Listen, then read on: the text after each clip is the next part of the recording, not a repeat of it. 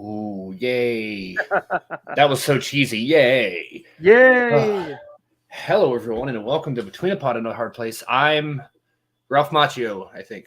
No, I'm Ralph Macchio. Oh, wait. I looked at it too quickly. Wait. Who are we? I don't know who we are, but I'm Stephen Colton. and I'm Chris Kirkpatrick. No, do that. Put the picture up again. Yeah, Put the let's picture look up at again. it. All right. So you got the I don't know, the Miyagi-Do karate headband on. So, I know who I am. I'm a Zolo Marijuana. So. Yeah. I thought that one of them. I thought one of them was William Zabka, and I one did was too at Ralph first. Macchio. I did too at first because I was like, wait a minute. At least I got one with hair. Okay, that makes sense. So you're Miguel. Okay, I am Miguel. Yay. Wait, how do I turn the comment off again? I forgot. Oh yeah. Wow. A week and I forgot how to work the thing. I know. Well, yeah, so Cobra Kai is pretty cool. I know, and I can't wait till we get and talk about that here today. I feel like we've been kind of having that in our back pocket, and we haven't had a chance to really catch up on season 5. Before we do, though, let's talk about last week. Last week, that interview we had with Marilyn Gigliotti and Scott Schiaffo of Clerks and Clerks 3. So. And that what an amazing movie, and I almost went back to the theater again this past week to see it.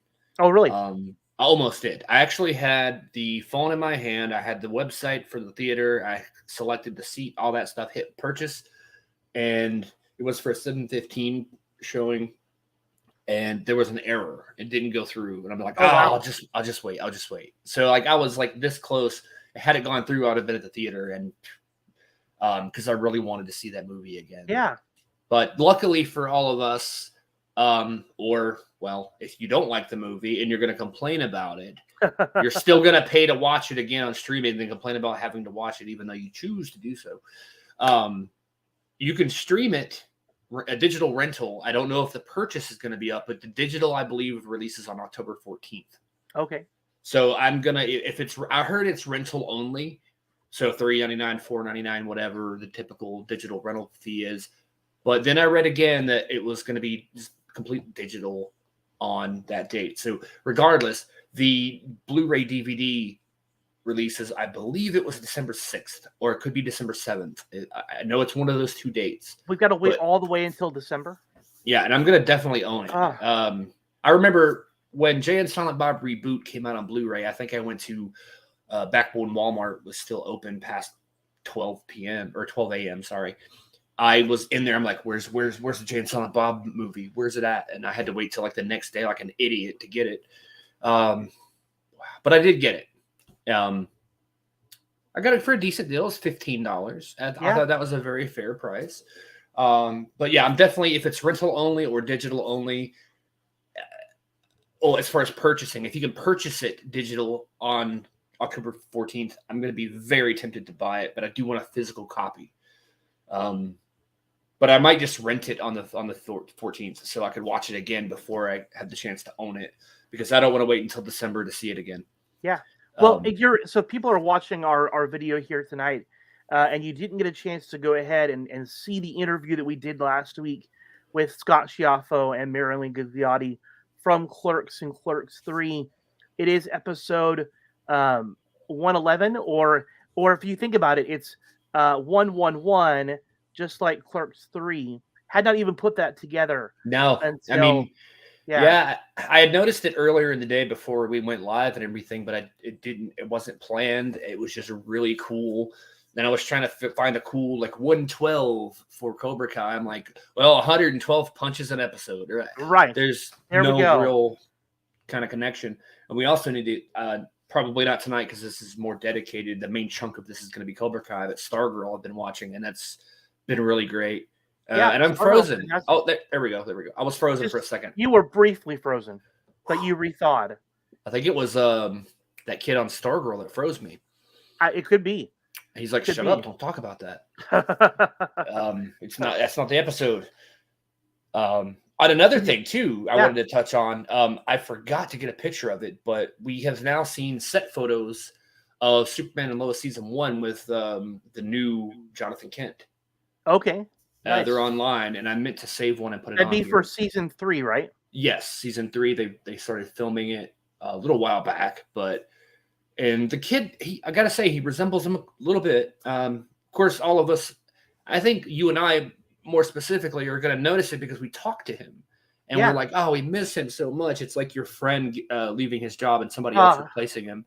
Jordan Elsass was, I mean, the whole show was a fantastic cast.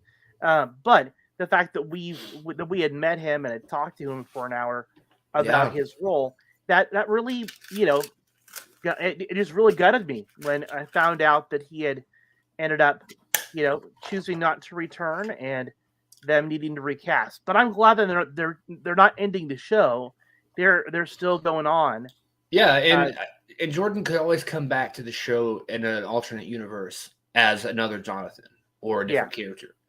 In case anybody's wondering, I'm not popping pills. I'm eating Altoids, not a sponsor, but Altoids. Yet. Curiously strong mints, the original celebrated wintergreen flavor. So pick those up at your local CVS. But no, I thought we could just chat a little bit before we go on to Cobra Kai, because we always kind of do that sort of thing. I've been buying more toys. I know we had the toy episode a few weeks back with Dan, and I was just like, I bought this grocery store brand Lego car. Okay. And I'm gonna put that together later, and I just thought that was pretty interesting. But more impressively than that, I bought something else recently that I was wanting to buy for a long time, but I finally got it. This is the Lego Optimus Prime. Wow. Wow. I'm almost afraid to transform it because it's not super delicate, but it is Lego piece. They're Lego pieces, so they fall off. Yeah. But it's really neat, just the details of it. You have his little matrix of leadership in his chest there. Okay. That's removable. So it actually transforms. It does. I want to try it, but if I hear a piece hit the floor, that's like the sound of death. It's like when you hear that, right? I'm like, okay, put it away, hunt for it later, hire a team of investigators. Let the pieces hit the floor. Let the pieces hit the floor. I mean, let's transform. I'm trying to be very careful. I did this on a YouTube video. I've started a YouTube. Well, I didn't start the channel, but my uncle and I and some friends have started another YouTube channel. Oh, you did? Yeah, because we're planning on doing like different videos, like video game reviews, toy reviews. Okay. And so it's called the Council of Nerdy Gentlemen. The Council of Nerdy Gentlemen, huh? Yeah, it wasn't my name idea, but I like it. But we don't have a lot of content up right now. It's something we want to build up and just have fun things that we, sort of like this, but more video game, toys, comics, more. Yeah, I guess the same kind of genre, but in a different format. We're not going to sit around and talk for an hour about these things, but I have a quick review of this on there. My uncle has one of his as well, because he actually got it first, and I was jealous for a while, and I got mine finally. This bad boy, I mean, it's not a secret really. It's $179.99, so it's pretty expensive. Wow. But I was able to do it, thankfully, and I'm trying to be very careful. I want to transform him so people can kind of see. He does do the full rotate the body. I'm probably not going to do it completely perfectly because I'm afraid of breaking a piece off. Right. Not a Kit Kat bar though. Anybody remember that song? What would you do? Or that's a Klondike bar. I don't know why I was going to sing the Klondike bar song. Oh no, I thought I heard a piece fall. Okay, good. Oh wait. Oh, that's just his gun. I forgot to take that out. It acts as like a trailer hitch too. I'm trying to get it completely. His head always falls off. That's what I'm worried about the most. I'm gonna just do it enough to show the form, and then I'm not gonna snap everything perfectly into place because I know my thumb's gonna hit another piece and it's gonna break. Yeah. Just because Legos, they're not fragile, but they're, if you put pressure on these pieces, they're not cemented in together. Right. But they're made to come apart. Right. So, but yeah, that's the gist of it, and his legs separate. His legs separate. and he doesn't have knees that bend, but they can rotate.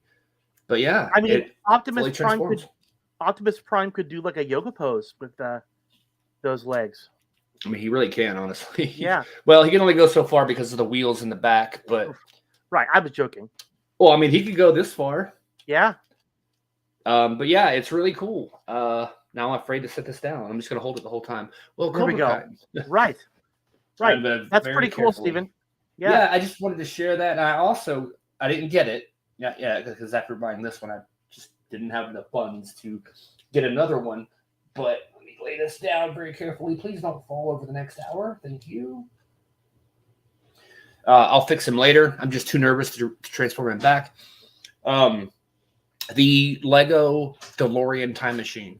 I saw it at Target a few days ago, and I wanted that so badly. I never wanted a Lego set as bad, except for the Optimus Prime. And it has batteries. The DeLorean, because the little blue strips, parts of the blue lights light up. But that one's $199.99. So Legos are very expensive, but they're fun to put together. Especially Optimus Prime. I mean, he's got his little gun. I mean, come on. So it's both a gun and the trailer hitch. Yeah, I mean, you can kind of it's so hard to see because it's black, but you can turn it upside down and clip it back in, and then this little piece up here. There's no trailer made for the Lego version yet. Hopefully one day, but it's still cool. Yeah, that's great. So, I'm nervous it's going to fall apart. That's why I don't display it. I don't display it in robot mode because I'm always afraid living in an older house. It'll fall over. Yeah. Especially older houses where any little vibration in the floor shakes the shelf or something like that slightly and boom, and then here's pieces shattering. My whole life is over. But he stays in truck mode. Not quite as dramatic as that. Oh, that's a good idea. Yellow clearance tag maker. It's a good one. I need to do that. Somebody could send me one. I'm going to put it on my wish list. But yeah, that's I want to play with it again. Yeah, I know that we were talking about there were two major birthdays. That had come up to the first one was Mark Hamill. Hey, Clemente. Hey. Yeah, Mark Hamill and who else? Christopher Reeve. Yes. I'm like, who was that one guy? It was just some random guy. So how cool is it that two amazing guys born on the same day? I think Christopher Reeve, had he not, had his accident and passed away tragically, would have been really cool for an Expendables movie. Just as Christopher, I mean, he'd be a fictional character, obviously. He wouldn't be Chris Reeves in the movie, but just to have him there, because most of them are 90-year-old action stars anyway. No, it's crazy. I look at the movies that he's in, and I feel like he's older. But I think that wasn't he only 24 when he was in that very first Superman movie? I would say probably around that. Yeah. Younger than 30, definitely. Yeah. So it's today, crazy. He probably would have been in his 60s today, maybe. I believe today would have been his 70th birthday. Okay, so he was born back in 52. Okay, well, still, and look at Arnold Schwarzenegger, look at Sylvester Stallone, look at all those guys doing movies like Expendables and Terminator, and still, I wish 70 is the new 40. I hear. Yeah, I wonder what 36 is the new. I don't know. It's a new 35. 40 still feels 40 to me. Yeah, I'll probably feel 40 when it hits, and then after that, who knows? I know. Enjoy your 30s while you can, I'll tell you. I've got 4 more. So we'll see how that goes. Yeah. But yeah, Cobra Kai, I'm like, wow. I say Cobra Kai just as soon as I see the CK in the background there. Oh, I wanted to make sure that those letters showed up. Yeah. I've got a couple of things in my background that sometimes don't get seen here while we're on the air. So I've got the CK. It was a gift from Amber.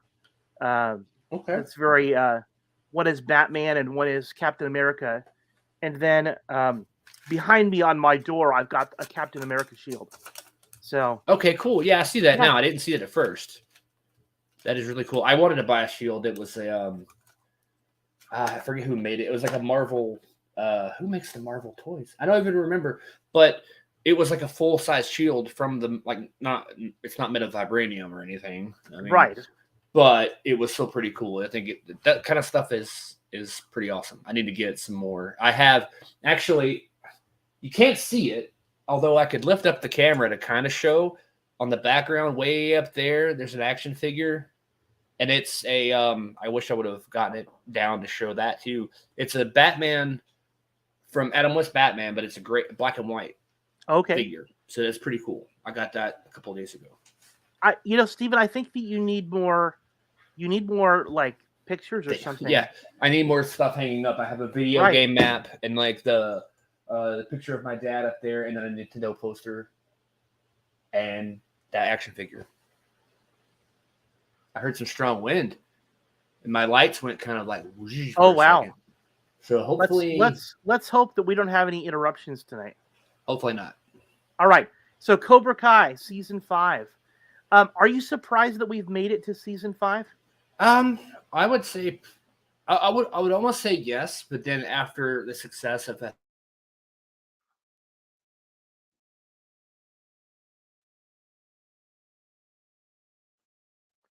All right, Steven is frozen.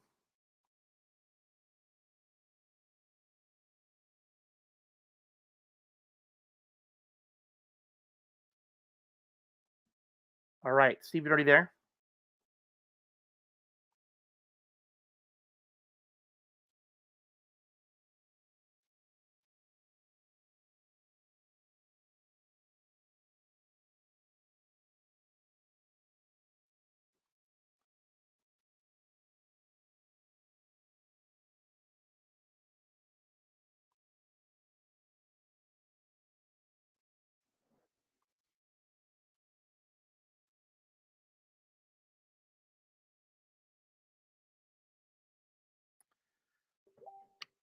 All right, I think he left me here.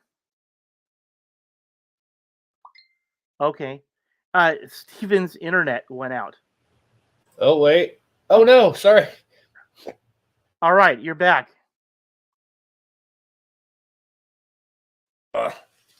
And you're frozen again.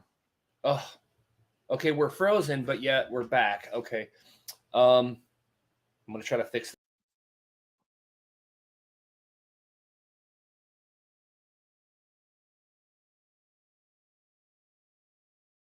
All right. I mean, this is the kind of stuff that happens. It sounds like he's in the middle of some bad weather in North Carolina, and the weather here in California is beautiful and sunny. So yeah, we're gonna roll with it. We're gonna make it happen. All right. While we're kind of getting things worked out, if you guys want to comment about maybe your favorite moment so far here of Cobra Kai, make sure that you go ahead and do that. I know that for me, season 5 has been great. I've really enjoyed it. Being a huge Karate Kid fan over the years, it's amazing that we've been able to, keep up with characters like Daniel and Johnny, as well as John Kreese and Terry Silver. I think it's been amazing seeing all of them, and then just seeing the next generation of kids kind of continuing in this story has been pretty amazing. I know that right now Cobra Kai enjoys like a 95% rating with Rotten Tomatoes, and an IMDb pretty respectable, about 8.5 out of 10, which is pretty good. I don't know what you guys would rate it as far as a show that you would go out and watch. I still feel like that's pretty good, but a lot of it comes down to the fact that it is a show that really does give a lot of fan service. All right, you're in. There was this really. I mean, I didn't see the wind. The wind hit, and I noticed the lights dim like a flicker, and then all of a sudden we were both frozen. And then I guess it just, I don't know. It's just the way she blows. All right, well, let's just keep on going. Yeah, I was hearing everything, and yeah, I love the fact that, to answer your question before the internet tried to delete me. Oh, right. Once Netflix picked up Cobra Kai, I knew it was getting bigger. When it was just a YouTube show, I don't think it would have went past the second season. Maybe 3, but that would have been it. Now we're going. Yeah. We could go 20, 30 seasons. Well, probably not that many, but I think it has potential. And I love, like you were saying a minute ago, I love catching up with these characters. And we're seeing Mike Barnes in season 5, who we haven't seen since the movie that nobody watched. Right. Right. Which I liked the Karate Kid 3. I did, but that's me. I thought that of or was it 2? I thought that of the original 3 movies, 3 was my least favorite. It was my least favorite of the 3. I loved the movie where they go to Okinawa. Yeah, that was great. I thought that was amazing, and the first movie was fantastic. And I think part of the reason why I didn't like the third movie as much was that we really see Daniel struggle with his identity and fall away and kind of betray Mr. Miyagi. Yeah, that was hard. I understand that those kinds of things happen, and they were trying to play up that tension. And Terry Silver was an amazing bad guy. Oh, yeah. But at the same time, I still look back on it and go, of the original 3, not my favorite. I certainly, though, like it better than the next Karate Kid with Hilary Swank. I think the biggest thing for me with the next Karate Kid is the fact that without Daniel LaRusso, you don't have a Karate Kid movie.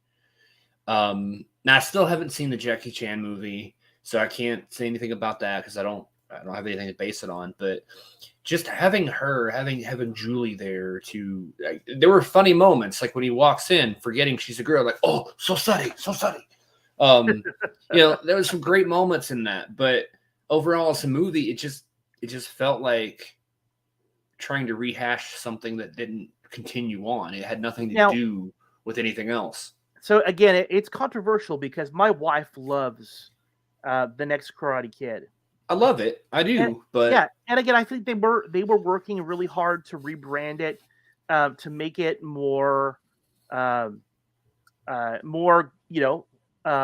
friendly. I think that was part of the idea behind it, but it really didn't take off quite in the way that maybe they had wanted to. That said, Pat Morita was still, oh gosh, he was still amazing in that role. So yeah, Corey has got a point here. He's the flaw in the movies was each movie start and stop seamlessly with the last, but he was treating girlfriends like player. I mean, he was like You think in the first one he gets with Allie, you're like, oh, finally the good kid, and the bully gets his medicine, and like he gets the girl. This is great. Second one, it's like, oh well, what? Let's go to Japan. Now we broke up, and then the third one, oh yeah, she didn't come to America with me because and then her dancing career took off. Yeah, and it's like, so you could have more of a chance at dancing in America, but whatever. Go to New York. But it was weird that he kept trading girls like that. So it kind of made him seem like I guess it was maybe sympathy, like they were all ghosting him. If it was today, like, she's not texting me back. Or I don't know. But I can see that. I love how Cobra Kai, whoa, there went lightning. Ooh, it's Barry Allen. I do love how Cobra Kai connected the girl from Karate Kid 3 back around. So that was really cool. Yeah, there was that moment though where I was like, "Who exactly is she?" Yeah, I didn't recognize her. It is her though. It's the same actress who played her in the movie, but like I didn't recognize her at first because we hadn't seen her since when was Karate Kid 3? Like 1990 or something, maybe 89. I don't remember exactly when the third one came out. I feel like that's very Googleable. Oh yeah, probably. I mean, Google might have the answer. It says 1989. Okay, I knew it was 89 or 90. I'm for sure. So you're talking about Robin Lively. That's the actress. Yes, that's her name. She played Jessica. I did not automatically put it together. For a minute, I was thinking, is that Hilary Swank?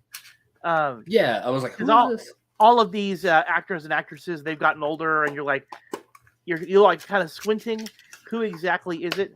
I still feel like having Hilary Swank maybe in season 6, might make some sense for us if they were to do that. I mean, that's really the only character that they haven't touched on. They can't bring back Mr. Miyagi like completely. I mean, they could do like a hologram and CGI and like, right. I figured it to death because it's a final lesson. I mean, that's really Julie is the last character that they could really look at, unless they want to do the crossover with Jaden Smith and Jackie Chan, which they say they're never going to do that. So, yeah, I mean, for me, I have a hard time with that one because it's essentially an attempt at a remake of the original Karate Kid. Now, again, no disrespect to either Jaden Smith or Jackie Chan. Jackie Chan is a great actor. He's a fantastic fighter. And I think Jaden Smith does a good job with the story. But because it was very, very similar to the original one, I just couldn't help comparing the two of them and kept finding myself going, the original one's better. Oh, yeah. I haven't even seen it yet, and I can say that it's better. And I know that makes me a hypocrite because people online go, this movie's going to be terrible. You haven't even seen it. Shut up. And here I am, like, not to say that's going to be bad, but because, hey, nobody can give me any kind of trouble because I tried to watch Ghostbusters 2016. So, that's just... yeah. Oh, so it definitely is not Ghostbusters 2016 bad. That's good to hear. It's not. I think my only issue with it is it takes place in China, and so it's kung fu. Yeah, not karate. But they're calling it Karate Kid. I just had a hard time wrapping my head around that. Yeah. So, I don't know. Yeah. It would be cool to see Jackie Chan in Cobra Kai. It would. I mean, I don't know if they would do it with his character or just completely make him a different character. Have him play somebody's dad, like, hello, son, you've been practicing karate. Or what, I don't know. But have it be, because China, well, I guess the Chinese kind of invented karate, and then that's where Mr. Miyagi's family got it from and all that. So maybe he could play some descendant that knew Mr. Miyagi's family. That would work. I mean, I don't know. But I think Julie really is the last person that they, like, sort of main characters from the original, universe that they, because we've seen Daniel's mom, we've seen... I mean, Chosen... Kumiko, Chosen, Mike Barnes now, which I love the Mike Barnes parts because he gets to the warehouse and he's like spying. It's like, have their stuff ready by 7 or you'll be sorry. And it's like he's a furniture salesman. Right. And I do feel like in this season, we do see, Daniel's character, he really does get like torn apart. Terry Silver's psychological warfare on him definitely, does a number on him, right? He just falls apart. He can't trust anybody. Everything seems to like just shatter around him. It really does. And it kind of makes Karate Kid 3 better, I think. I mean, not better than 1 or 2, but it does make it better. Right. Because once we see the resolution, what happens after, and now he's like, oh, wait, it's not over. He's back. And I love the development of Terry Silver in the Cobra Kai franchise because he was all peaceful in the beginning of season 4. He's like, oh, Johnny, leave me alone. I'm here to drink my martinis and now I'm British and leave me alone. Oh, Cobra Kai, kill everybody. He kind of like makes that transition and he just like snaps. Terry Silver's, transition from being somebody who like wants nothing to do with the karate dojo and seems to be very happy and satisfied with his life. And we realize that what's made him to be this corporate magnate, philanthropist, that what he has done, that ruthlessness that he has to win, kind of pushed him into the place where, he would end up wrenching, the power away from Kreese. Mm-hmm. So, yeah, that shift from him becoming this maniacal overlord was pretty amazing. See, now I'm thinking more on the development of the characters from the point of the Karate Kid films to now. Most of Daniel's adversaries have been like, "Oh yeah, we're gonna kill you," and chasing them, and then now they're all best friends, with the exception of John Kreese and Terry Silver. Those were like the masterminds, but they're little puppets, like, Johnny Lawrence. They did. It took a few years for them to finally like come to common ground, but Johnny becomes his friend. Mike Barnes becomes his friend. Chosen becomes his friend. Everybody becomes his friend. So if Julie comes in, she should be a bad guy, I think. Have her come in, be evil, like, "Oh, Daniel, I hate you." Or I don't know. But then again, what if they make her Tori's mom? And that's been the speculation for like the last 3 years, I think. But and we did see her feet. Yeah. Tori's mom is like back in the back bedroom, dying or whatever. Right. I mean, that'd be really, really sad if we found out that Tori's mom, really was Hilary Swank. Yeah, I think if they do reveal that Hilary Swank is her mom, then they can't kill her off in the same thing. Because then it's going to be like, "Oh, well, remember next Karate Kid? Well, that movie sucked. She's dead. Okay, next." Like, they can't do that. Right. So I feel like if they do put more emphasis on that character and show a reveal that she'll heal and get better or whatever, because she's been on her deathbed for like 3 years. Like, how is this lady, like, what's going on with her? Like, is she going to die or not? Or maybe she's just lazy, and maybe she's manipulative and wants her to bring her Hot Pockets all day. That's why she's pretending to die, so that everybody can just bring her stuff. Oh, I mean, that would be an evil plan. I don't think so. No, probably not.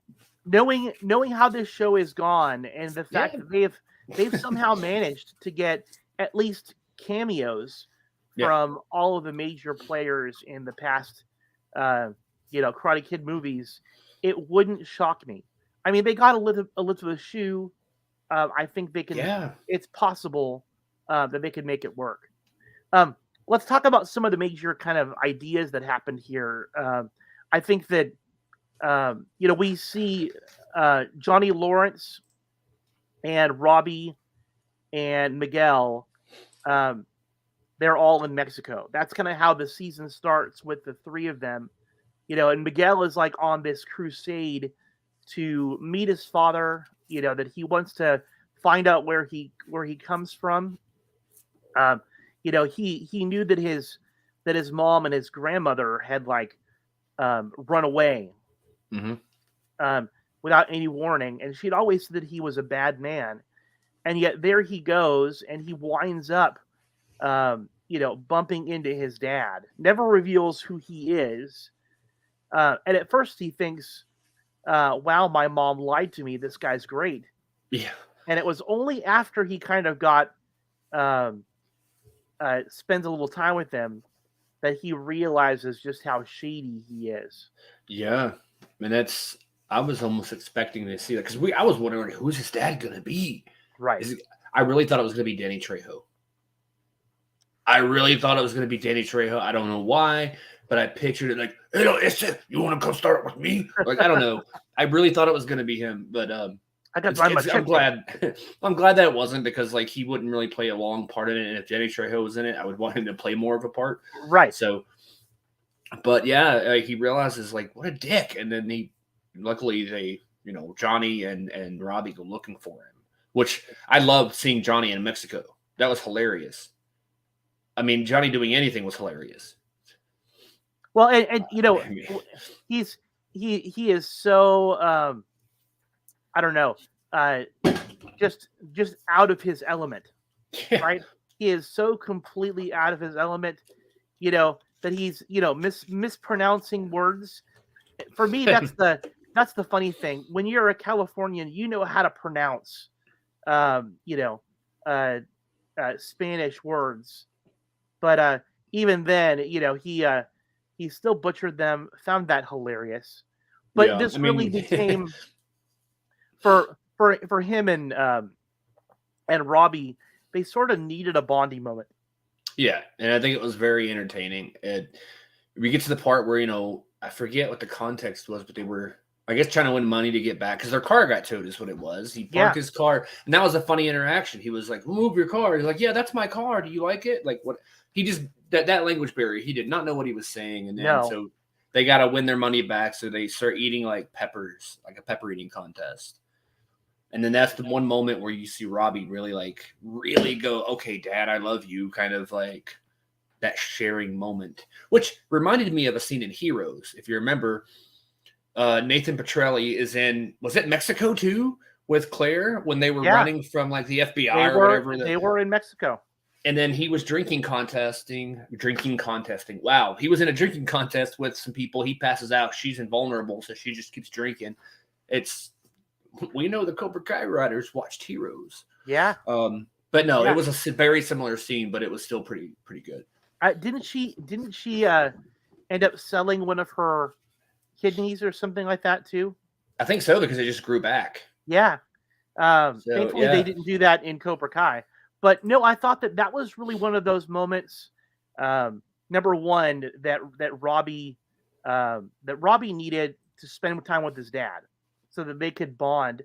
And while it didn't happen, automatically over the course of the season, Miguel and Robbie finally kind of come together. They had to like beat the crap out of each other. Yeah. Before that finally happened. I love the timing of that, because I had this picture next and you were sort of talking. I'm like, yes, and then clicked it. I love that fight because it was one of those moments in that show that really pulls on your heart. You're like, one of these guys is about to die. I was 100% convinced that either Robbie or Miguel was going to die in that moment, because I had heard rumors that there was going to be death. Someone would die this year. Oh, really? Wow. Well, you know how the internet is, but right. Which technically there was a death, or so we thought for a minute, but that's towards the end of the season. But yeah, when they get up on the balcony there at the apartments, I'm like, oh no. I felt the same way in Clerks 3 when he was in the hospital. I'm like, no, you're not doing it. You did it. Wow, I said a lot about that scene. Okay. But that's how I felt watching Cobra Kai. I was like, no, you're not going to do it. You're not. But then they didn't do it. I was like, oh my. Well, and they even flashed back to being at the school and Miguel getting kicked over the edge. Yeah. And I thought both of them up, on the second story at the apartment complex, that someone's going to go over the edge again. Mm-hmm. So thankfully it didn't come to that. And ironically, this was like the moment that both of them needed to finally kind of get it out of their system. And as many bad choices as Johnny Lawrence makes, this is one of the most brilliant ideas he had, because it 100% worked. He 100% got them to bond because they were like, you know what, this is stupid. Let's go play Nintendo and Lego together. Yeah. Or whatever they did in the 80s. Atari. I do think that the challenge really had been for, with both of them, is kind of fighting for Johnny's attention. Miguel absent a real father figure, and Robbie with his dad really not being an active part of his life. Both of them, though, kind of fighting for Johnny's attention. And Johnny kind of stuck in the middle, that he really likes Miguel and wants to be a mentor and be like a dad, especially since he's having a baby with Miguel's mom. Yeah. And I think that Johnny really has realized that he's totally screwed up with Robbie. And so anyway, I was glad to see things come full circle, and for some of those conflicts to finally resolve themselves. And Johnny matured almost overnight. I mean, he still has that like part of him that never grew up, and I can relate to that. Right. But the moment where he completely does 180 on his apartment, like it's like beer cans everywhere, what pizza boxes, like all this stuff, and then like, that whole scene of him cleaning his place up to me was hilarious. And then he does it, and then everybody's like, "Wow!" They're so impressed because he did such a good job at cleaning everything. I thought it was crazy. It's true. I remember when, gosh, it's been 21 years ago. I remember my wife told me that we were pregnant with Vicky, and I remember it was like that. I mean, it was 1 minute I'm spending time with the guys, staying out late and playing cards and all that kind of stuff, and the next minute I totally switched, and I just remember like that would be my big wake up call. I'm going to be a dad, and so I feel like that was exactly what Johnny was going through. Is that I'm going to be a dad? It's time for me to man up and make this place suitable for a baby to be in, or at least any other human being. Right. I mean, what was it? Coors Banquet bottles everywhere. But yeah, I mean, I liked his character arc. Like he really did kind of come to that point. And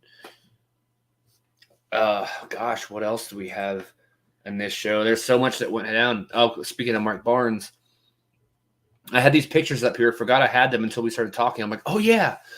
But yeah, Mark Barnes, he looks the same exactly, but older.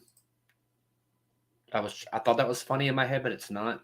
No, I thought it was really interesting the build up to the fear that Mike Barnes was going to be reached out and somehow help Silver to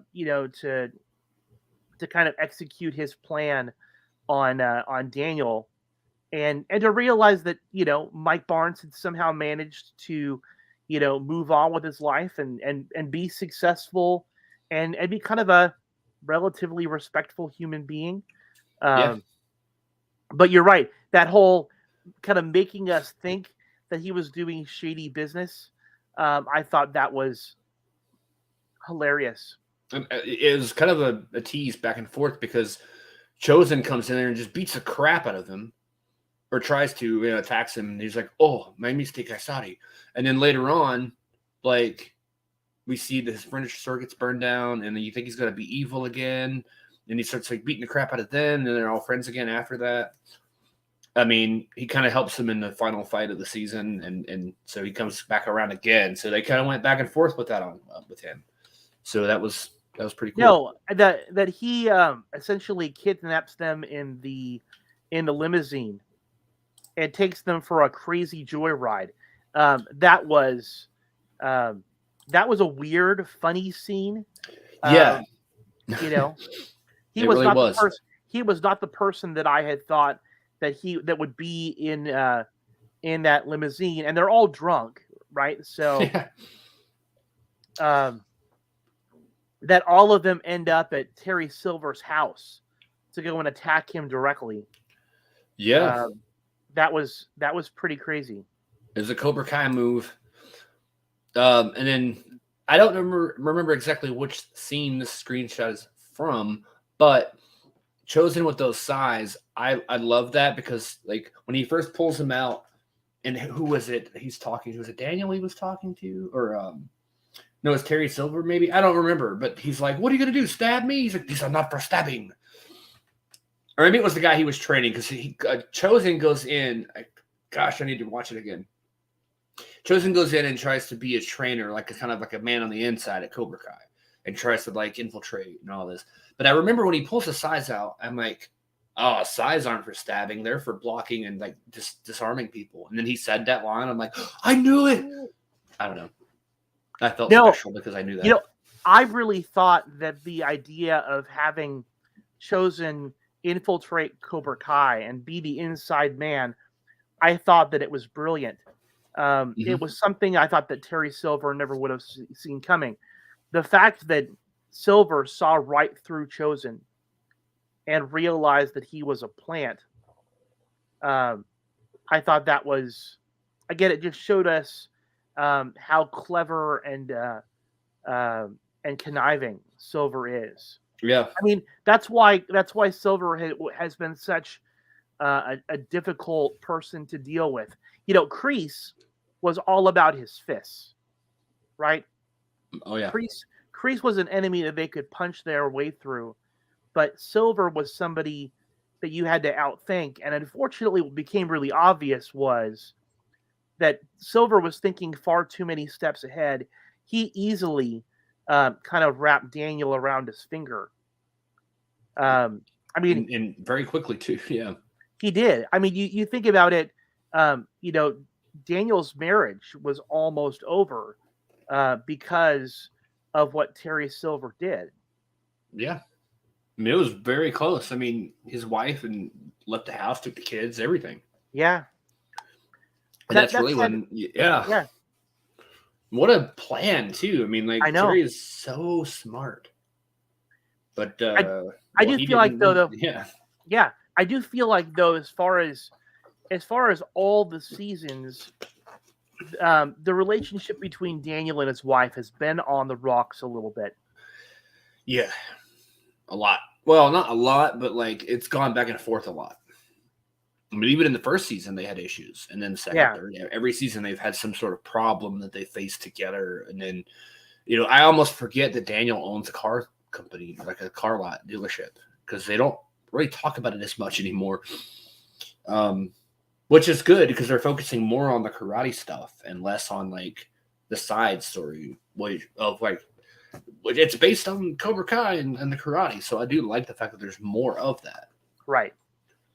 I think that what we see with Daniel is his struggle to find balance, right? That because he's trying to get, it's revenge. That's what it is.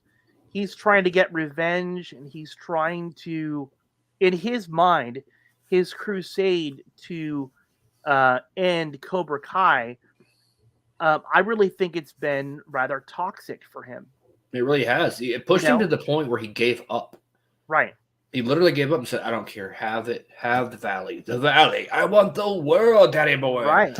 I mean, but you know what I mean, though? Like, I feel like if Daniel had simply just let Johnny, do his Cobra Kai thing and left him alone, there would have been a lot less drama that would have happened. Things wouldn't have like blown up the way they have. Cobra Kai has gotten more evil every year. Right. It's like the horns have grown and grown and grown. I don't know where they're gonna go with it, but I'm liking it. I know. At the same time, I think that they've done a good job of not necessarily always making Cobra Kai bad and Miyagi-Do good, right? We've seen some of the Miyagi-Do students be like bullies to some people in Cobra Kai, and so, and we have certainly seen Daniel spend an episode buying suits and going to a wedding, right. And I think Corey's making a play on She-Hulk. Yeah, Cobra Kai do. Right. Maybe Daniel could do some twerking or something. Yeah. Oh, yeah. That's right. I forgot that Daniel's daughter is the main villain behind Cobra Kai. Yeah. Because she started the whole thing by lying about Johnny. Like saying, like, oh, no, if she hadn't been in that car doing the things she wasn't supposed to do, he wouldn't have got all pissed off and wouldn't have made a big scene and would have been fine. Yeah. I mean, we definitely see that Daniel's kids, certainly early on, are,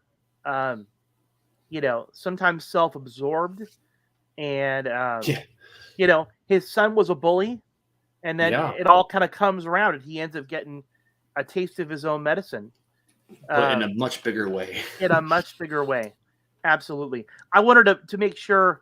One of the characters I think has been the real hero of the season has been Chosen. Chosen was amazing. I didn't think that I was going to like him as much as I did. But you consider that Daniel really needed people in his corner. Chosen was number one. They did use him for some comedy relief. Yeah. He took some things a little bit too seriously, and he would jump right in. But going up against someone like Silver, they needed somebody that understood strategy No And I mercy. think no mercy. Yeah. Yeah. He certainly understood the way that that Cobra Kai thought. Yeah, I mean, he was the same way when he was younger. You know, he was fighting to the death. Yeah. And Daniel could have killed him. Honk. But he didn't. Yeah. I like Chosen. Chosen's great. He really is great. I think the most powerful moment for me was at the end. You know, he has that again that crazy idea to go and storm Silver's house. Yeah. To break in there and attack him. It was so nice of Silver to have, you know, his own goon squad already there. Mm-hmm. But you know, there they are. They're having that. It looked like something out of a Quentin Tarantino, you know, Kill Bill movie. Kind of. You know, they're like, you know, they're having that sword sai battle, and Chosen's doing a pretty damn good job. Yeah. You know, fighting back, and then slowly but surely, Silver, you know, grazes him in the arm and in the back of the leg, and then slices his back. And I'm like, shit, Yeah. Chosen's dead. Boom, he falls. That was that's what I thought too, because like I said, I'd heard rumors of death, and then Chosen falls, and then the blood is going in the pool. You're like, he's dead. Yeah. And then that's what I was later. That's what I was really worried about, was that moment. You find out later, of course, he comes limping out like, oh. You know, Daniel should have just fixed him. Right. Got the magic. That would have been amazing. Clearly, it's the one thing that neither he or Chosen know is the Miyagi healing touch. Yeah. Which I think he was just like first guy with a cell phone. He's like 911. Right. And he kept doing that, and then they rushed in and nobody saw it because he threw a smoke bomb. I don't know. So Terry Silver, though, falling apart and losing it at the end, you know, to me I felt like that resolution was a little bit rushed. A little bit, because he was like on top and he was like in handcuffs. Right. And that's because the entire time the fight's going on, the kids are trying to like hack his computer and get this information. It kind of felt like a Bond movie mixed in with like a little bit movie. A little bit, yeah. Yeah. Or Mission Impossible. Yeah, that's a better example. So I thought that was, for me, the moment that brings Terry Silver down is the video that gets uploaded about him cheating during the tournament. Yeah. Right. And that one move is what causes, you know, all of his students to turn on him, and I think it's essentially what gets him arrested. Yeah, because it's like, okay, yeah, you're cheating, and then manipulating, and because all the other stuff probably came out in that same moment. Like they start realizing, oh shit, like this happened, and then they start texting each other, like he made me do this, he touched me, whatever, you know, all the evil comes out. Because I thought it was a little weird at first that he got arrested just for cheating in a contest. Like I didn't think that was that big of a deal to like, go to prison for it. Right. But obviously, it's the other like child endangerment mostly. See, I had thought that the beating up that guy and then blaming Kreese for it, that was far more damning and would have caused more damage to his reputation with his students. I don't think anybody was surprised that that Terry Silver had paid off the judges to make sure that he had won. And he did the same with the other judges. Wasn't there like a fight where there was another judge? Or am I thinking of something else? I don't know. But yeah, he nobody really thought, like, you're right. Nobody would have been surprised by that. Right. So for me, I thought that little thing at the end, for me, it lessened it a little bit. The other funny part was Johnny, Chosen, and Daniel break into Silver's house and attack him in his own home. And then the kids break into Cobra Kai the Miyagi-Do kids break into Cobra Kai, steal information, and have an all-out brawl right there in the dojo. And when it's all said and done, the only person that gets that ends up getting um, that ends up getting arrested is Silver. That is a little messed up. Because even though the kids and everybody was justified really in doing what they did, they were still breaking the law several times. Yeah. I mean, yeah, here's Terry Silver. Like, I cheated at a contest and bribery. It's a minor thing. Home invasion, assault, attempted murder, like all this other stuff. But, I mean, evil always has to go down. So I guess the cops knew that. They're like, this guy's a jerk. He deserves it. Those guys are okay.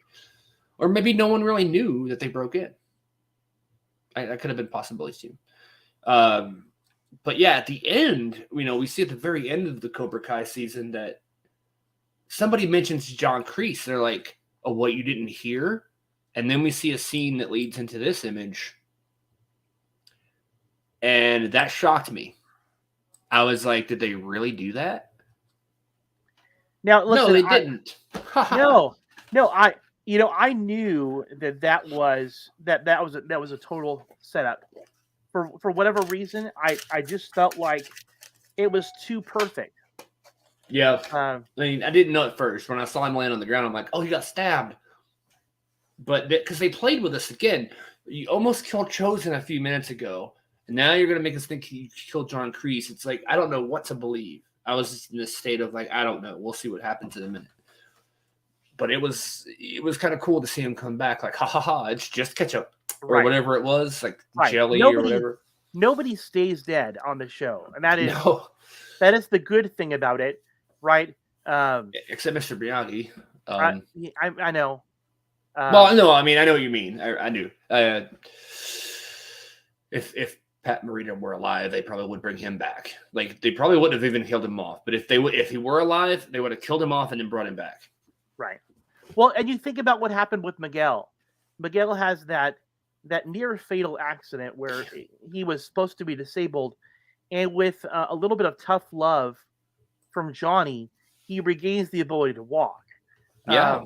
So both Kreese and Chosen have these sort of miraculous recoveries.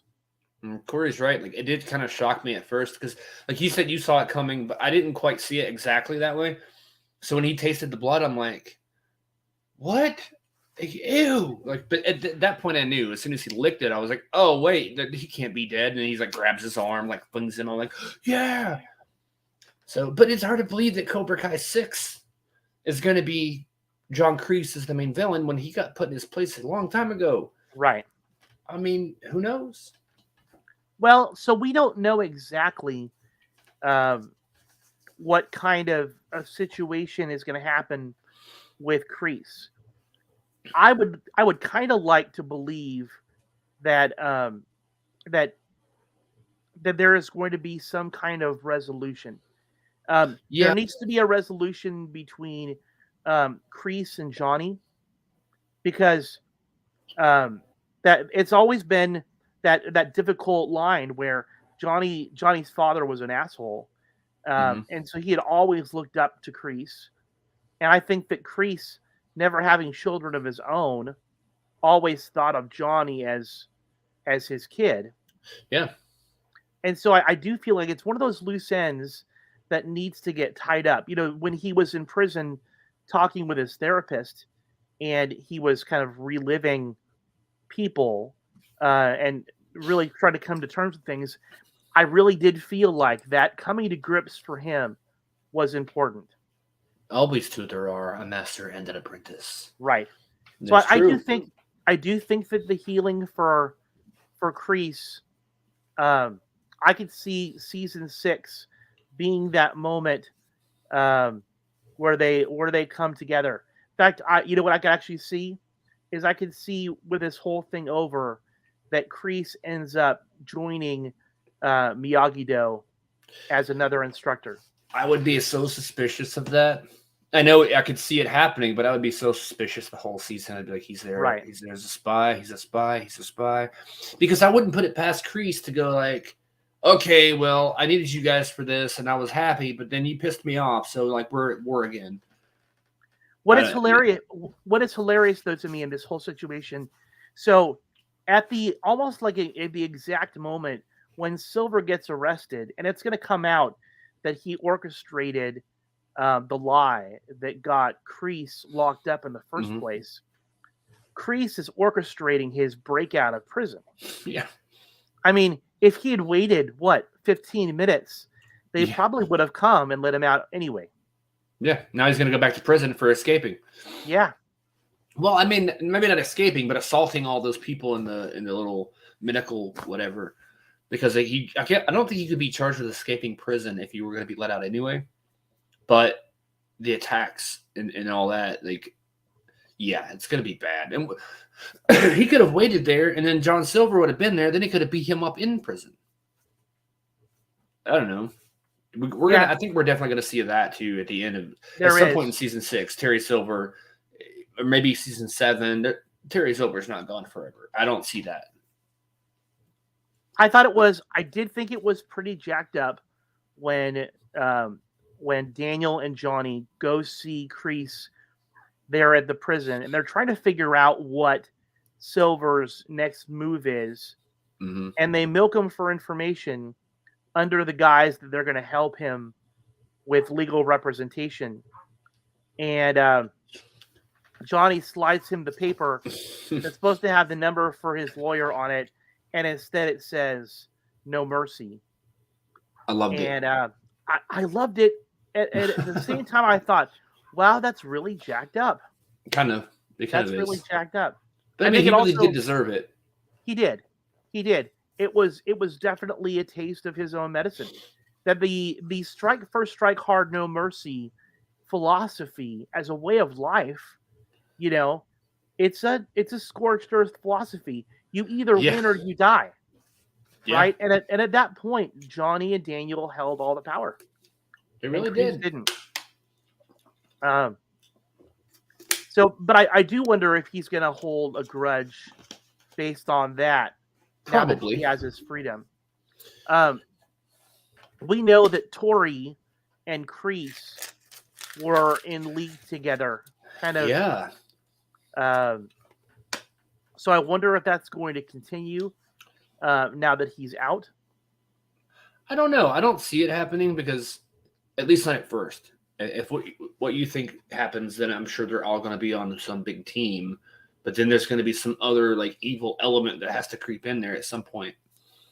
But yeah, I don't know. I think at first there's going to be a lot of confusion once things come out in the beginning of the next season. Like, oh my gosh, the tournament's coming, or this is coming, or what do we do? Like this guy, who do we trust? There might be a lot of that. I don't know. I mean, I think that right now that the competition that's happening in Japan. Yeah. I mean, I think that technically that's still something that Cobra Kai is able to go and do, right? Yeah. But who's leading Cobra Kai now? That's the thing. I mean, I'm sure John Kreese is going to take it back pretty quick. Right. But that's what's interesting to me. Like, that's like where the confusion, I guess, comes in, is where, at least in my opinion, I could be wrong. But at the beginning of season 6, do we see Kreese coming back like, class, begin? I don't know why he has a weird accent, but like, is he already there, or is he going to try to find his way back to it? Right. Not knowing what's going on. Like, he doesn't know that he was about to be released from prison, so he's going to be on the run. He's not going to be openly going like, come on in, everybody, let's learn karate. So that's going to be an interesting kind of story for him. Yeah, I think there's a lot of that really could come in as far as with the story, and maybe that's where Hilary Swank's character could be brought in.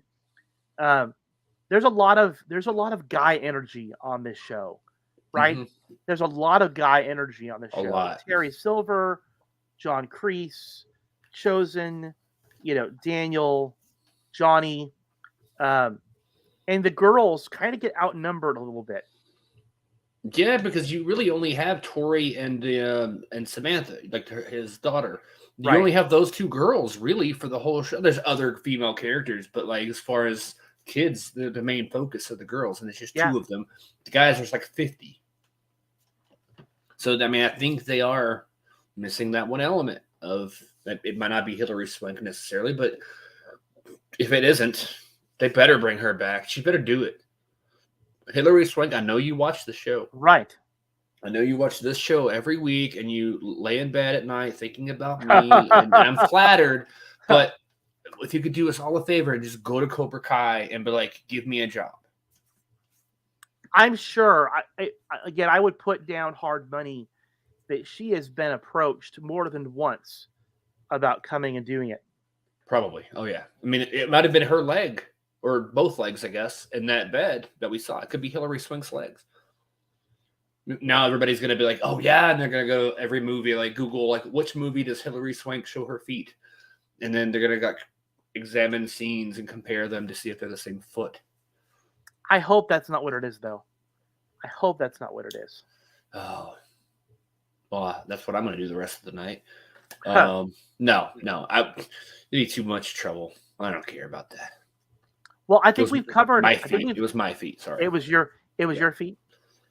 Yeah. Well, I feel like we've covered Cobra Kai pretty extensively here. Yeah.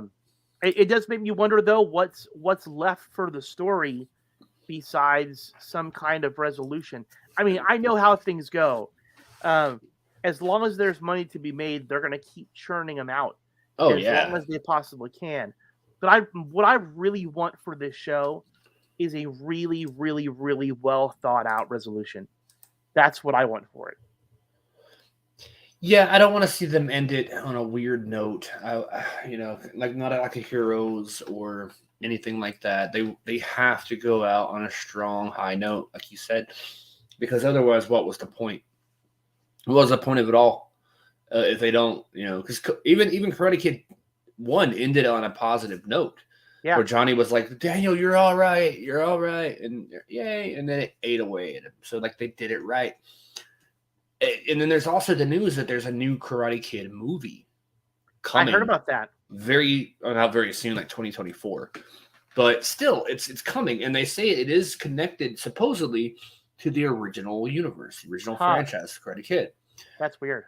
And I don't know if this rumor talk is accurate or what, but that's just word going around that it's supposed to feature Daniel LaRusso in some form. But I've also heard that has no association with Cobra Kai.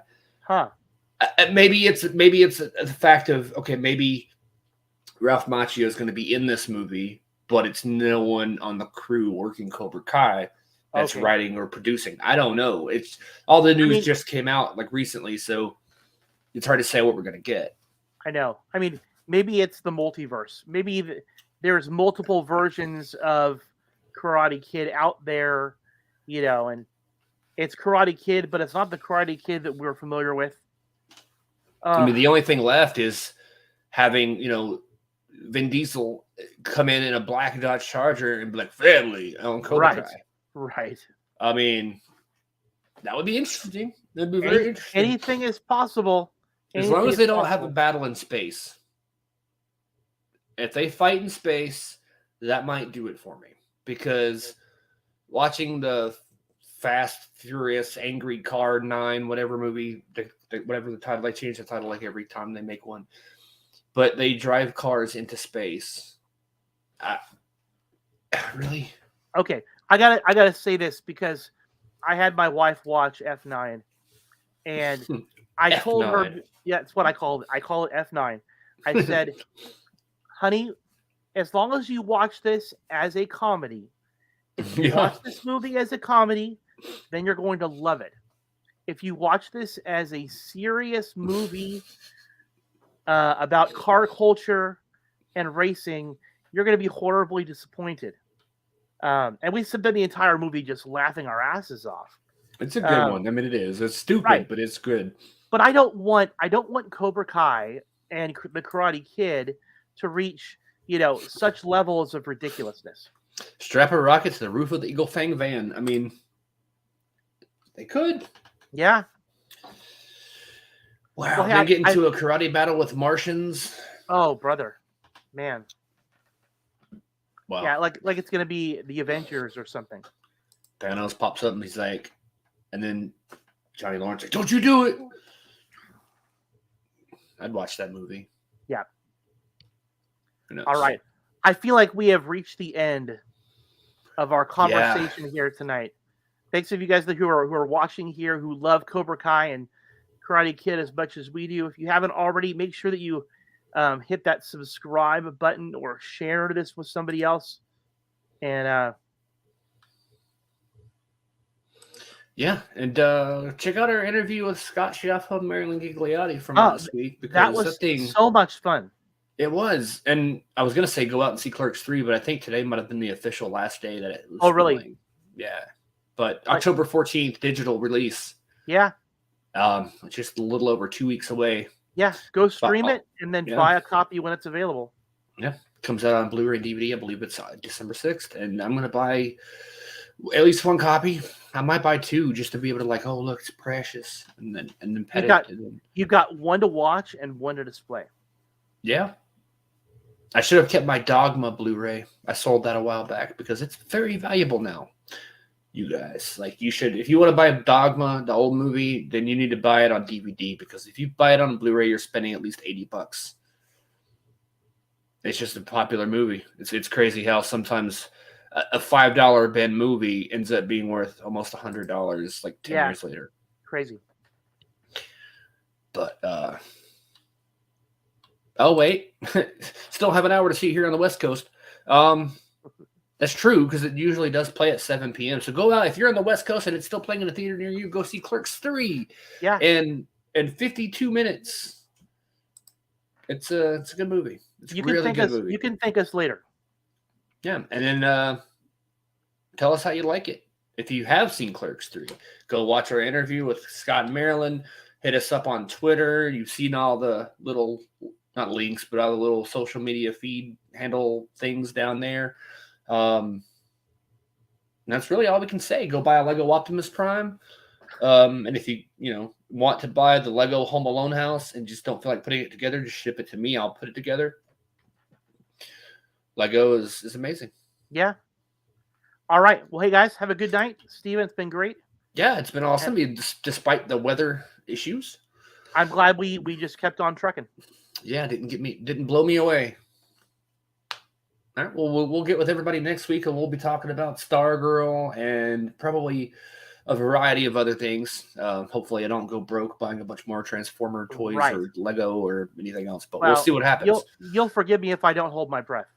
Yeah, I mean, you might, because I will get paid again on next Friday. So before we do another show, I'll be paid again. So we'll see what happens. All right. Well, have a good one. Yep, you too. And catch everybody next week. All right. Take care. See ya.